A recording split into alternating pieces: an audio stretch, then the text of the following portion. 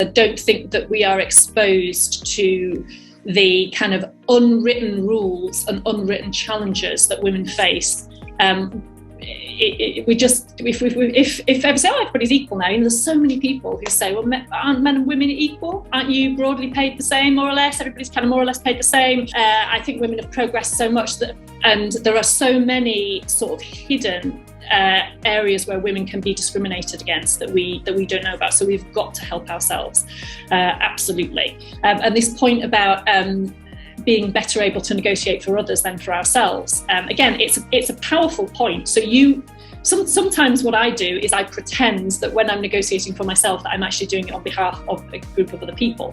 And in some ways you are, because every time you as an individual woman have a successful negotiation, particularly for when it's about your salary or your terms and conditions or whatever it might be, you are breaking down boundaries that women don't ask. Because the more that women ask, the more usual it will be for women to ask.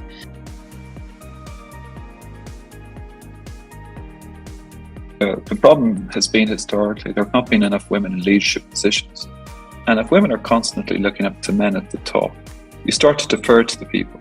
Now, happily, I mentioned my own organisation, which is 50,000 civil servants, that we have 40% of the posts approximately are targeted for women. Now, in some areas, we do actually exceed the 40% quota for certain areas. But unless we have women prominently in prominent positions, they're always going to feel like the second-class citizen or the person who is not going to ever be empowered. We all look up for role models, and we need those role models.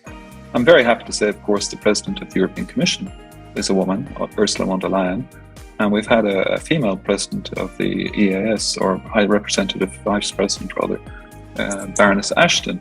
But, going into negotiations, women, I think, tend to be somewhat intimidated by male behaviour.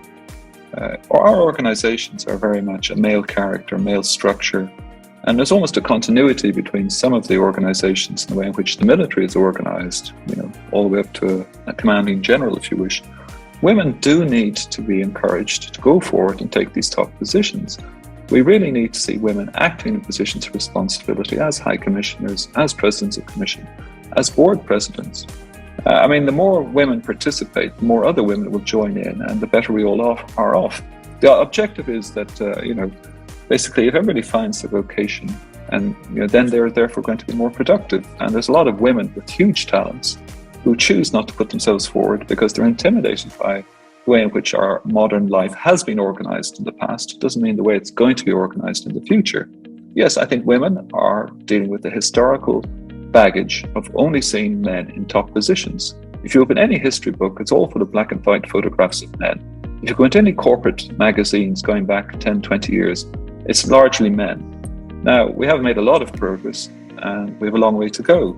But women need to leave these, recognise that there are boundaries over there that are historical impediments to their future well-being professionally. They need to put these impediments behind, to accept that there are no boundaries for the future as there were in the past. The glass ceiling for women has been smashed by a great many women, and all the women who are watching have to continue to encourage others to smash that glass ceiling. And for me as a man, I am not threatened by this. I think society will be better, my daughter will be better. My sisters did well, but maybe they were a minority in their day. So the more we can get away with the glass ceiling, overcome the boundaries, recognise that everybody is better off by a fuller participation of all members of our society. This is the way to go forward. Yeah, and I would really agree with that. Get angry, I would say to the women on this call, get angry about that, my God. And it's not for you personally to solve.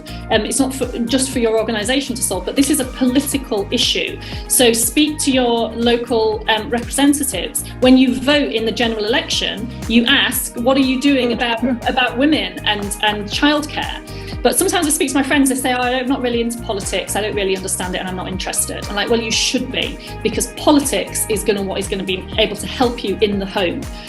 So I do think it's really important. And also COVID, and something you said, Peter, made me think of this.